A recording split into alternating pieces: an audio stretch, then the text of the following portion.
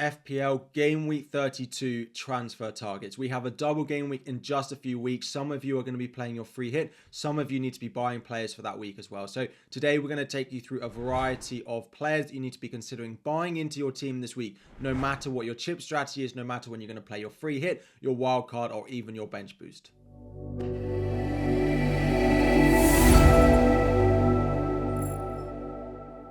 What is up, everyone? FPL Harry here. Before we dive in, 1,000 likes is the aim. Subscribe if you are new around here as well. And we're going to start at Arsenal. Arsenal, of course, one of the teams we're really looking to target going into the double in Game Week 34. It was difficult to buy going into Game Week 30 because, of course, they had Manchester City. Luton at home, they won comfortably 2-0 last night. But, of course, there was a little bit of rotation in that game and Bukayo Saka did miss out. Now, we are still expecting him to be back available for Arsenal going into Game Week 32, but it is a little bit of a doubt in my mind. So still, I think Gabriel and Saka is the best double up if we hear that Saka is going to be available. If not, I still think he should definitely be backed by the double in Game Week 34. And given most of us own him, he's definitely not a sell. We just deal with our benches until he potentially comes back. Gabriel is the cheapest defender, so he's definitely the one that I recommend going to first. But lots of us are now looking to triple up on Arsenal. If you didn't do it going into the Luton game last night, I still think with the fixtures of Brighton, Villa, double, they are some of the best assets to be buying in the game. And they do have options both in defense and midfield. Now, you have the option to double up on the defense or double up on the midfield alongside Saka and Gabriel, who are, the top two that I'd be recommending buying. I personally went for a double up on defense and got rewarded last night with Ben White on top of my Gabriel. Ben White, I think, does have a little bit more explosivity on top of Gabriel. He had that rest over the international break. He should be good for minutes as well. So given we're getting close towards the end of the season, you might want a bit more of explosive attacking returns. I would favour Ben White over Saliba just about. He feels pretty nailed now. Now, David Raya can also offer a really good option. If you're looking at a Dubravka and an Areola in your goal, if you've got Areola and someone else, I do think David Raya is probably the number one goalkeeper I'd look to buy now. Nice run of fixtures over the next two. They seem to be wanting to keep clean sheets against whoever they play. Very, very solid defensively at the moment. And, of course, have that double in Game Week 34, where most of us will definitely want a triple up in our teams. Now, you could go on a double up on attack. Kai Havertz assisting Martin Odegaard last night makes it no easier to decide which of those two you should probably add. Personally, if you have the money, I do think Odegaard is slightly safer for minutes when we go forward, when there is Champions League, when there is Premier League every couple of days as well. So Odegaard for me feels slightly safer, but he is about £1.5 million cheaper than Kai Havertz now. So if you don't have the money to go to Martin Odegaard, want a big differential as well, Kai Havertz definitely feels that. And he looks pretty nailed, even though I think Odegaard is slightly more beneficial for minutes. Now, the other team that we are really looking at is Liverpool. Most people own two Liverpool as you own two Arsenal. We'll be looking to add a third and triple up on that Liverpool team going into Manchester United, Crystal Palace, followed by a double of green fixtures in Fulham and Everton in Game Week 34. Of course, I think Mo Salah, we don't need to massively talk about him. He feels like the most locked player in our teams at the moment. He plays tonight against Sheffield United. He is my captain. Fingers crossed for some points from him in that one. But it's who you add to that. Now, personally, I think loads of people have gone with Darwin, and I think Darwin is really nice. If you have a spare slot in your forward line, I don't personally at the moment, but I do still have a plan for Darwin going into the double. Luis Diaz in midfield also offers a really, really strong differential, finding really good form at the moment and feels very nailed. Jurgen Klopp seems to absolutely love him. Great run of form. He's good for bonus. His minutes look really secure. So Luis Diaz is not getting as much spoken about as Darwin is and Salah is, but I think Luis Diaz could be a great buy. Now, then a lot of you are looking in defence, Bradley, Kelleher, maybe Van Dijk. The thing to note is Klopp said this week that he is expecting Alisson, Trent and Jota as well, all back in team training next week before Game Week 33, which means they're almost certain to be back ready to play going into the double in Game Week 34.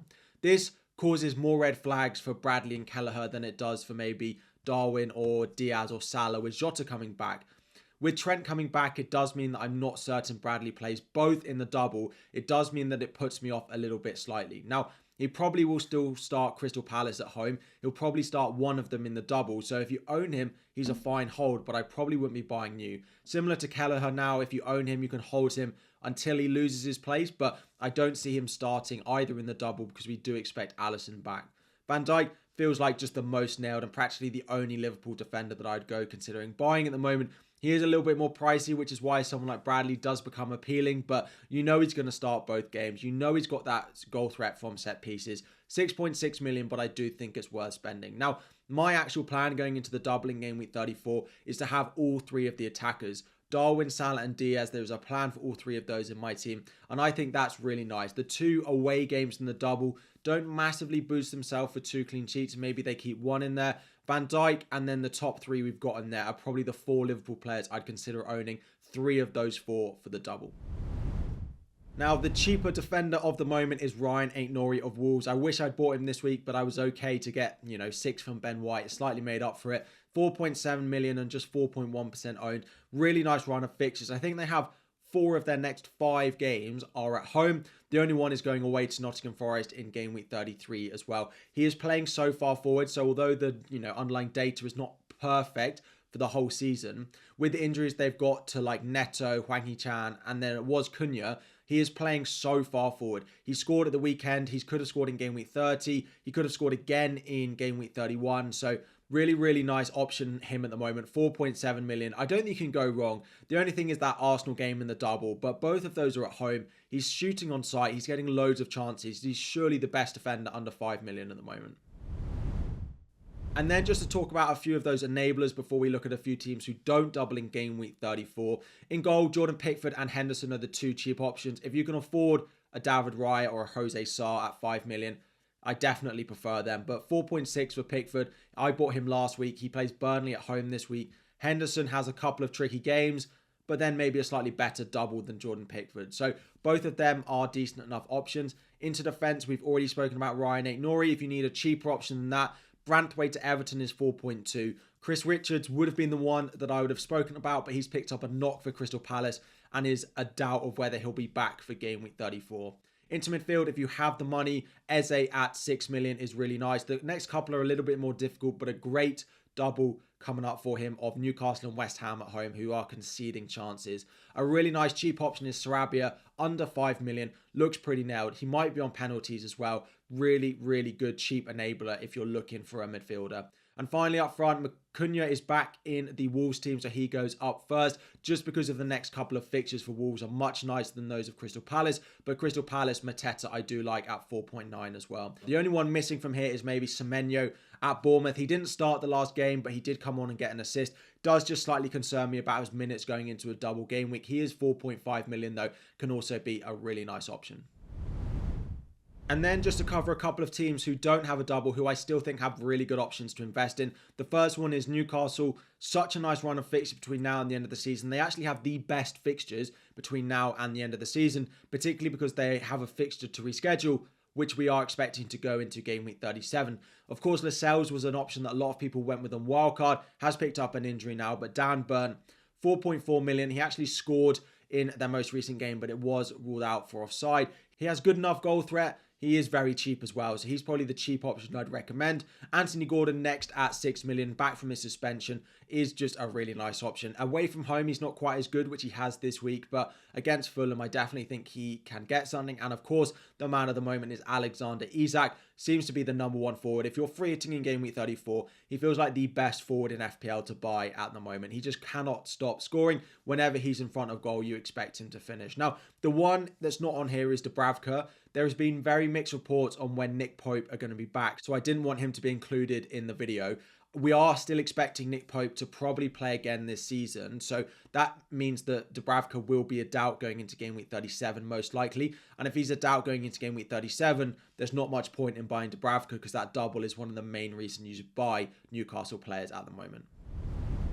And the final team starting to get a little bit of interest is Manchester United. Yes, they play Liverpool in game week 32, but after that, sea of green until the end of the season, and a predicted double in game week 37 is expected to be Arsenal and then Newcastle as well. But the fixtures between now and then the double, I was going to say you can't massively go wrong, but potentially you can. I think there are some good options in here. Garnacho, Dalot, Onana are probably the 3 that look like the most obvious ones. Garnacho for his price, Dalot because he's good going forward, and Onana because it's just a goalkeeper slot, which we don't mind taking up. Maguire, 4.2. We've heard for injuries, particularly to Martinez, which should keep him out probably till the end of the season. We're not actually exactly sure when he's going to be back, but it could make Maguire at 4.2 a decent enabler. Now, there are a couple of expensive options. So Fernandes at 8.2 if you wanted a differential in midfield. And then finally, Rasmus Højlund up front. Don't think many of us will be ending up going on Bruno Fernandes, but Rasmus Højlund is a player we should definitely consider.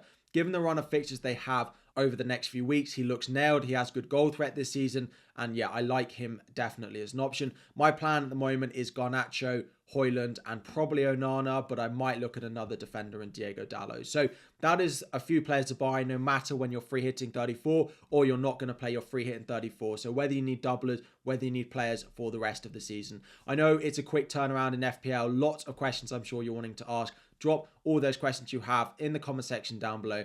Thank you so much for watching. 1,000 likes is the aim, and I'll see you all again very soon.